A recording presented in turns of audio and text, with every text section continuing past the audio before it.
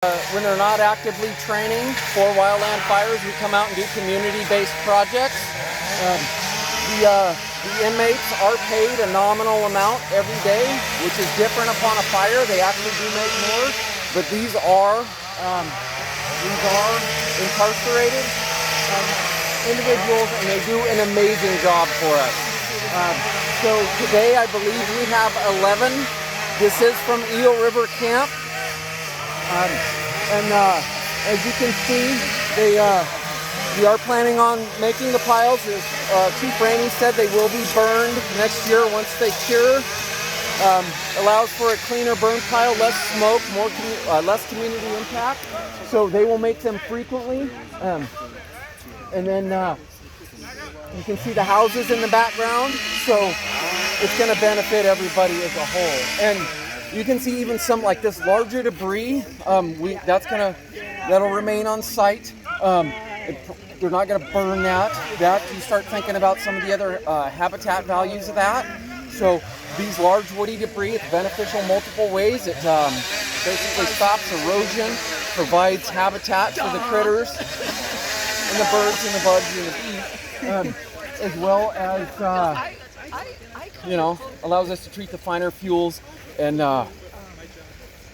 while reducing that fire hazard. So with this, as you can see, the lower ground, so we do have the weed eater guys coming through, so there's actually a method to the madness. The saws will go out in front, cut all the larger stuff. So how big is it? It shouldn't be that big. That's gonna be a hell of a burn pile. Oh, I think it's that little guy. It's that guy. So you'll hear them when we do fall trees. You'll hear everybody yell tree and point, and that's why we will automatically look.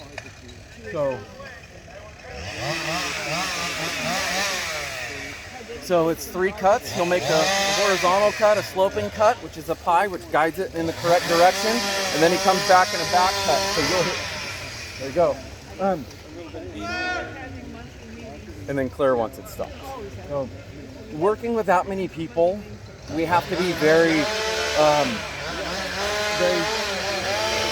distinct and matter of fact on what we do, just to keep everybody safe. Because you've got 15 guys working in close proximity with dropping trees. Yeah. There's a potential. These guys are all trained in chainsaw use.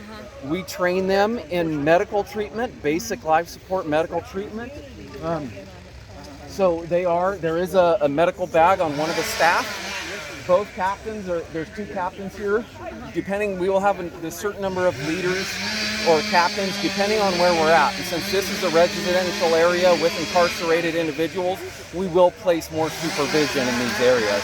So these are CalFire captains? Yeah. And are they law enforcement as No. well? Okay. So do you have law enforcement with the inmates? Okay. So during the day, these are lower level inmates. Okay. So the CalFire captain does have disciplinary rights, but he can document certain actions on CDCR forms. So what we'll do is, let's say we do have an attitude or a behavioral issue with our inmates. The captain will either pull the crew back and leave, or he can immediately call CDCR, and they will be here immediately from Eel River Camp and local law enforcement. So I'm here as law enforcement, obviously, and so we can do things. And they have a multitude of disciplinary tools available, not to speak for CDCR, but there are a multitude of stuff that can be. It's basically removal of privileges. So there's not anything, nothing crazy is going to occur, but they could get additional time. They could get things such as additional work requirements. So we used to call it extra duty, where due to certain behavioral issues. So it's going to be a loss of privileges, loss of canteen, which is a store where they go buy things. But you know what? These guys, we don't have that a lot. I was a crew captain for many years, and I did have some disciplinary issues, but for the most part, these guys they're lower level inmates, right? So, What do you mean by low level? so there's level 1 through 4. So these guys have had good time. they didn't do certain violent crimes. So to come to camp, you're not going to be able to have a violent crime, rape, murder, mayhem, that sort of stuff. So don't get me wrong, they are incarcerated individuals. But these are the lower level inmates. They're out free. They obviously have tools and Non-violent, did you say? no, they are nonviolent. Okay. Generally nonviolence. And they're doing good for the community. I never had an issue with them doing really bad stuff. You know, they're actually the one time when they're doing well. And even on fires, it was so nice to see the joy on their face that they got from people holding up the sign, "Thank you, firefighters." Yeah. And it's the one time people actually gave these folks credit. You know what I mean? And as you can see, they work very hard. And it also, not only that, but it provides them job training. So I believe one of you guys asked me last time we went out that about some of California's new bills and rules that will allow some of the incarcerated staff to remove that from their record and stop that barrier to provide us staff. So we are working with paid hand crews now, whereas our hand crews used to be primarily and 100% incarcerated hand crews. Now we have firefighter 1 hand crews, which are an entry-level position that are paid staff. So what that bill does is allow these gentlemen to have access to those positions. Prior to that, with a felony, it was a challenge to get your emergency medical technician license. So now those barriers have been lifted for these guys, and they can come work with certain training and motivation on their own end. They can come and work for us. With that, they are fully trained. They work with us all day, 40 hours, maybe more than 40 hours a week. Generally in the winter it's 40 hours. In the summer, they are gone the whole time. Those captains, they'll spend more time with these crew members than they will their own families in the summer. It's a very rewarding job though. I did it for years, and it really changes your viewpoint on some of these, on some the way that you look at certain people and maybe their actions. And it's a positive program all the way around. And it helps them, it helps us, it helps the community as a whole. They're doing these projects and while providing job training, not only in fire, but we have mechanics, we have cooks, we have the wood shop guys, cabinet makers, everything. So it's an awesome program. Most of these guys will, they'll be out in a couple of years, and hopefully we don't see them again. Yeah. Hopefully. And Paul, has the pandemic affected CalFire's work with inmate crews, especially considering a lot of people got released if they were nonviolent? It has, but we've worked around it. We've been able to work around it. I don't know about the issues inside of the facilities, but throughout our entire operation, it did change how we did. Right now I'm not wearing a mask because we're social distance and I have to talk, but with the regulations and rules that we've been able to follow, and we ensure that they are followed, we have had really good success on crew health, crew availability. So, everywhere has their issues, but for the most part, with following the guidance provided by the CDC, we've been pretty helpful, and we have been able, like you said earlier, we did have the most active fire season, or the largest fire season in history, where we burned over 4 million acres. That's unheard of. And with that, we also had a greatly reduced crew number as well, due to multiple other factors, and we were still able to handle business. We are moving to those firefighter 1 hand crews that we talked about. We still will have incarcerated crews, but we're going to supplement that with our firefighter 1 crews. So currently, we do have 1 camp in Humboldt County, so we have 3 camps in Humboldt County. Actually, 2 in Humboldt, 1 in Del Norte. So 3 in the Humboldt-Del Norte unit. And it's Eel River in the south, High Rock in the central portion, and then Alder Camp in the north. That's the one that I worked at forever, by far the best. And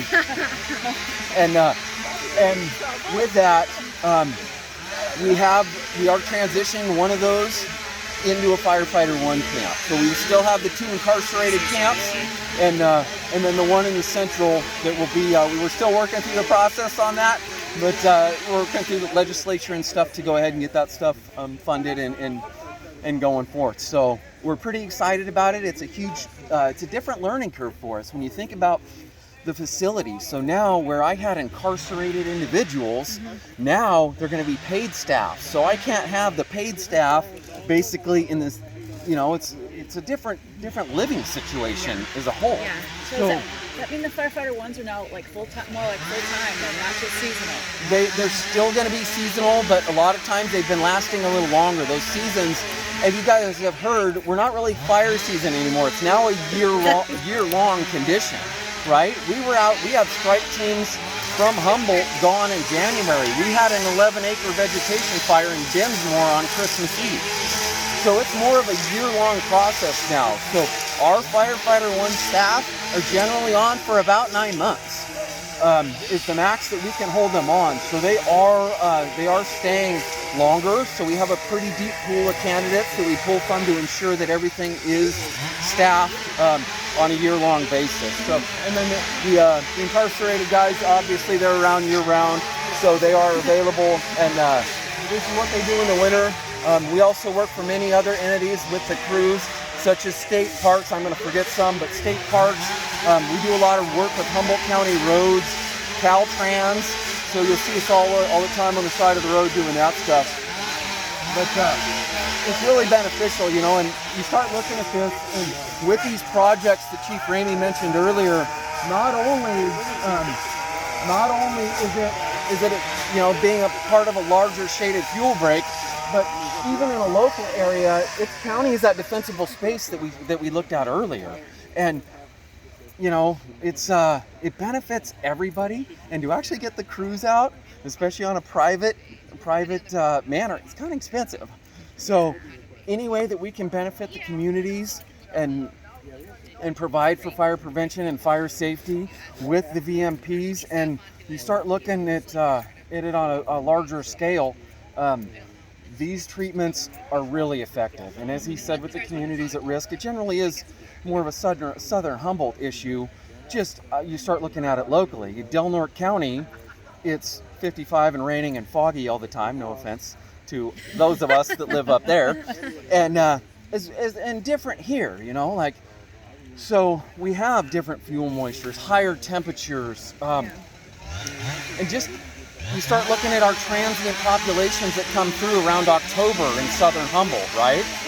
So some of that stuff, you have an influx of people that may not necessarily be familiar with some of those fire prevention requirements, and they're transient, as Lauren asked earlier. So we do have those issues with people,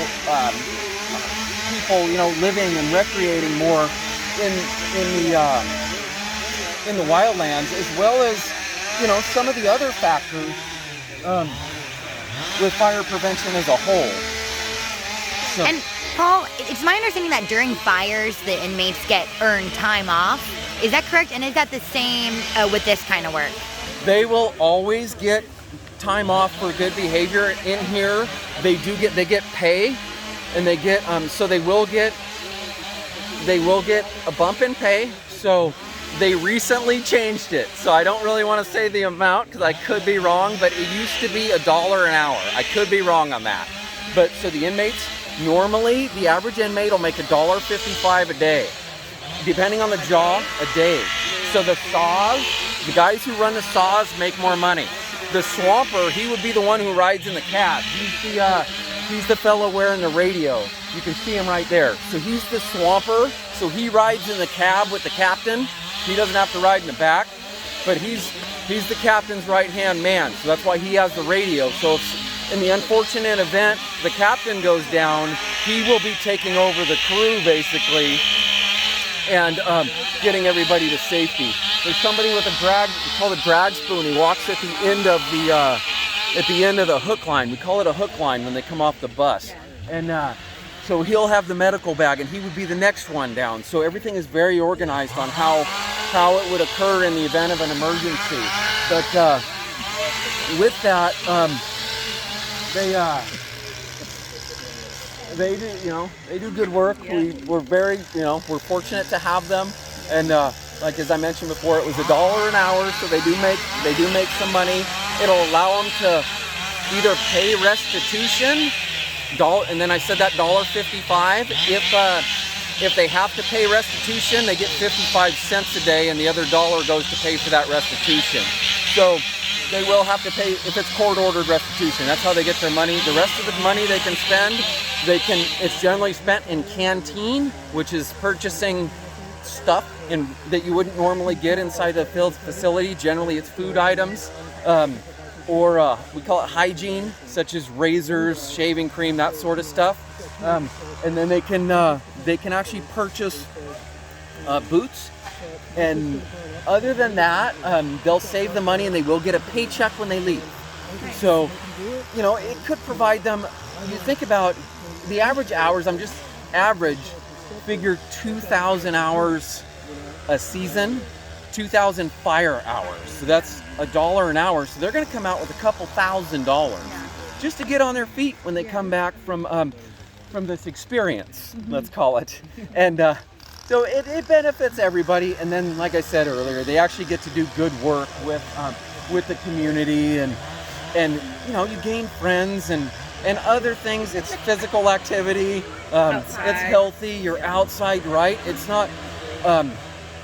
A lot of the other prison issues may not be so extensive in camp, per se. So, like I said, they're lower level inmates, and not to deal with prison politics on camera, but they may not have to. There's maybe not the level of violence that may occur. Yeah. So, so it's beneficial for everybody. It's beneficial for everybody. So.